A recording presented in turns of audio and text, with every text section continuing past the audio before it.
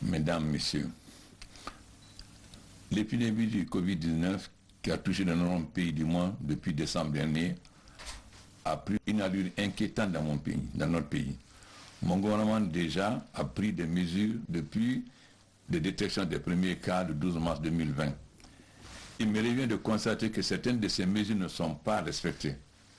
L'air est au patriotisme national par tous. Chacun de nous est responsable de l'application de ces mesures. Face à l'augmentation rapide du nombre de cas dans ce jour-ci à Conakry et aussi à la détection de nouveaux cas dans certaines préfectures de la Guinée, Boké, Lave et Farana est éliminée, la prise de mesures additionnelles de renforcement de l'état d'urgence me semble impérieuse pour freiner la prolongation du Covid-19 avant que la situation ne soit débordante pour nous tous. Mesdames, Messieurs, cette épidémie a envahi l'Afrique. L'OMS a prédit que pour les pays africains économiquement faibles, en l'absence de mesures rigoureuses de riposte contre cette pandémie, les conséquences seront désastreuses. C'est pour cela que je vous annonce les mesures additionnelles suivantes de renforcement de l'état d'urgence sanitaire jusqu'au 15 mai renouvelable. Prolongation des dispositions antérieures, particulièrement la fermeture des écoles, des frontières de recul, des bars, la limite des rassemblements comme les cérémonies de mariage, les baptêmes, les funérailles à moins de 20 personnes. Le couvre-feu de 21h à 5h pour ne citer quelques-unes. Le transfert des corps entre les préfets de demeure interdit. Pour les corps en préférence des pays étrangers, une présentation d'un certificat attestant un test négatif au Covid-19 est exigée. Dans le cas contraire, le transport du corps sera interdit. L'enterrement digne et sécurisé de tous les corps testés positifs au Covid-19 sera assuré par la Croix-Rouge guinéenne et le service de protection civile. Les sorties de Conakry restent soumises à la vérification stricte du statut infectieux du demandeur par un test. La sortie de tout contact est interdite pendant les 21 jours du suivi. Tout contrevenant recevra une sanction disciplinaire. Le port de masque communautaire ou bavette est maintenant obligatoire pour citoyens à compter du samedi 18 avril 2020. Tout contrevenant sera empêché de circuler et une taxe de désobéissance civile de 30 000 francs guinéens sera infligée. J'invite toutes les entreprises du secteur privé et public, tous les départements ministériels de jeunes et nationaux et internationaux à prendre des dispositions pour fournir des masques à leurs travailleurs avant le samedi 18 2020. Je demande aux forces de défense et de sécurité d'être les premiers à montrer l'exemple à la population lors de contrôle.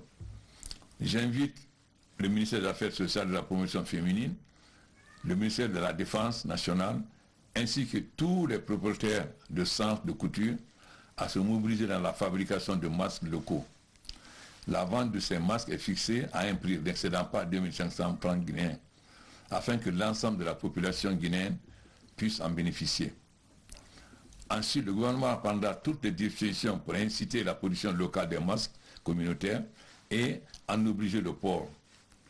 J'invite toutes les entreprises, les sociétés, les personnes ressources, les associations de développement, la société civile et la diaspora guinéenne à s'impliquer dans ce combat contre le Covid-19 en fournissant des masques et des kits de lavage de mains aux communautés ainsi que dans les marchés afin de faciliter le respect des gestes barrières. Mesdames, Messieurs, face à cette menace, je lance un appel à une union sacrée de toutes les composantes de notre société, à savoir les organisations des jeunes, des femmes, des ressortissants, les leaders religieux, des partis politiques, de la société civile et de la diaspora. Le pays est en guerre contre le Covid-19. Il revient à chacun de nous d'apporter sa contribution pour obtenir une victoire rapide contre cette maladie avant qu'elle ne commence à endeuiller notre peuple. Levez-vous comme un seul homme contre ce virus en internant les différences qui nous démobilisent et en évitant des déclarations et publications d'intos qui perturbent notre élan et nos choix stratégiques. Mesdames, Messieurs, peuple de Guinée, ne prenez en considération que des sources d'informations provenant du gouvernement, de l'OMS et de l'ANS.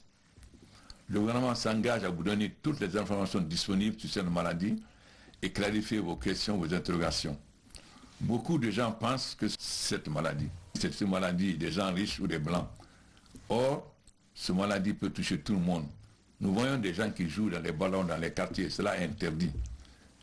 Si on interdit les marches, c'est que aussi on doit interdire les regroupements. Il faut que tout le monde prenne au sérieux cette maladie. Quand cette maladie ne tue pas, vous voyez, jusqu'à présent, nous n'avons pas eu de mort. Il ne faut pas avoir peur d'aller faire des tests à Donka. Si vous êtes positif, on vous soigne.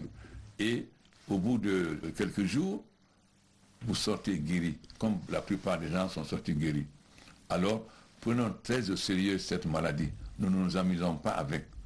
D'ailleurs, on va vous montrer maintenant à la télévision ce qui se passe en Europe et aux États-Unis. Parce que très souvent, les Guinéens ne croient pas. Ils pensent que c'est une maladie seulement des Blancs. Mais c'est une maladie qui touche tout le monde. Il est très important que nous évitions d'avoir la situation qui est actuellement en Europe et aux États-Unis. Donc nous allons demander à la télévision nationale et aux télévisions privées de montrer ces images aux Guinéens pour qu'ils voient réellement le danger que représente cette maladie. Que Dieu exauce nos prières et nous guide sur le chemin de la victoire rapide contre le Covid-19. Amen. Vive la Guinée, vive l'unité des Guinéens, vive la concorde nationale, vive la solidarité. Merci.